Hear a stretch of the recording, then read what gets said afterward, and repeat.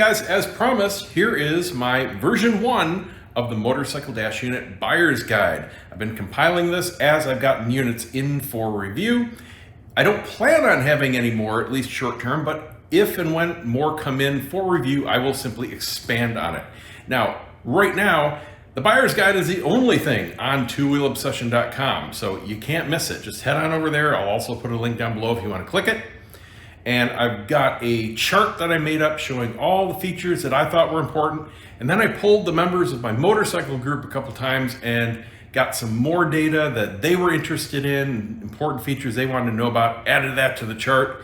Then below that, I've got plus and minus notes for each of the units, along with whatever discount link I might have available for it, and links directly to those individual review videos, in which you can see all about it, including the dash cam clips where appropriate. So that's it. Let me know if you have any questions.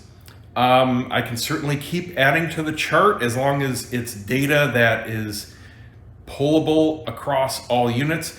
There were some things that I would have liked to put in but couldn't. For example, the maximum SD card size supported for each unit. Only a few of them even gave that spec, and I don't have 256 and 512 and larger cards to put in each one and see what it supports. I have to go by what the manufacturers say or what I can measure here in-house.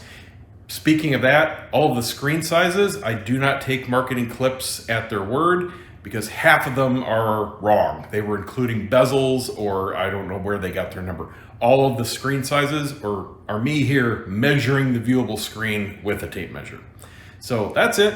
Hope it helps. Let me know if you have any questions or comments on it. And I hope that it is a useful tool for everybody looking for these units. Almost without exception, there is a market for everything. So everyone has different wants, needs, and likes for these types of things if you're even interested in it on your particular bike. And this is meant just to literally be a buyer's guide to help you find the right one. See you next time.